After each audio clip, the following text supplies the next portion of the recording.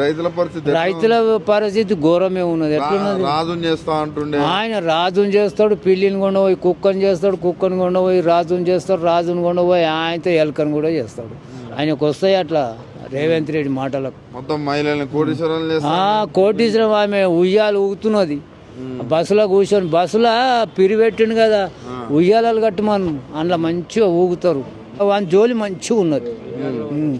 మంత్రులు వానికి అడ్డం మూలకుండా కుక్కకు బొక్కేసినట్టు వేస్తున్నట్టున్నాడు. ఎమ్మెల్యేలకు మళ్ళా ఈ నీడిస్తే మళ్ళా గెలవమన్నట్టు వానికి ఆ ఎమ్మెల్యేలకు ఉన్నట్టున్నది. అది కాంగ్రెస్ ప్రభుత్వం అంతా మాటలకు తప్ప ఏమీ లేదు. ఒకటి పిరి బస్సు పెట్టిండు, అదొక్కటి అన్నాడు. వాడు ఇంటికి 2500 ఇస్తా అన్నాడు. ఏమి నల్లేంటికి కూడా ఇస్తలే. ఎంతమందికి సరిపోతాయి? ఏంది మార్పు, ఏంది కాంగ్రెస్ వస్తే మార్పు వస్తుందని గెలిపించారా మీ రైతులందరూ?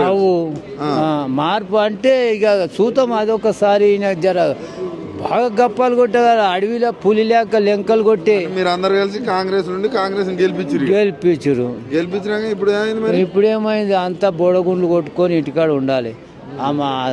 మన అమ్మ మన నాయన చేస్తే బోడగుండు ఎట్లా కొట్టుకుంటాము అట్లా కొట్టుకొని మంచిగా ఇంటికాడ కూర్చునాలి, నెత్తిని అలకేసుకొని. పోనీ తప్పు చేసి మేము కాంగ్రెస్ కోటేసినాం, అదే టీఆర్ఎస్ కుంటే ఈ మాటలు కూడా లేకుండే. కానీ ఆడ తప్పు జరిగి ఇక్కడ వచ్చినాం.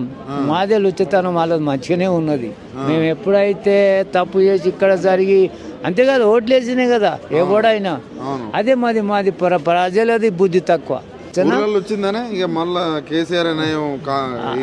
మళ్ళీ వచ్చేప్పటికే అందులోకెళ్ళి ఇంట్లోకి వస్తున్నాం కదా, లేకుంటే రాకుంటే ఎందుకు వస్తాం?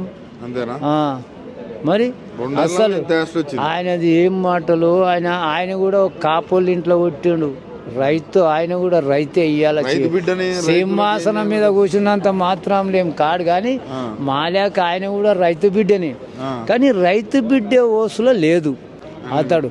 ఇంకోటి, ఆయన రైతు బంధు అన్నది ఏ ప్రజలు అడగలే. ప్రజలు వాగ్దానం చేసి రైతు బంధు ఇయ్యలే. కళ్యాణ పథకం అని రైతులను వాగ్దానం చేయకనే వాని సొంతం ఆలోచనతోనే అవి ఇచ్చిండు.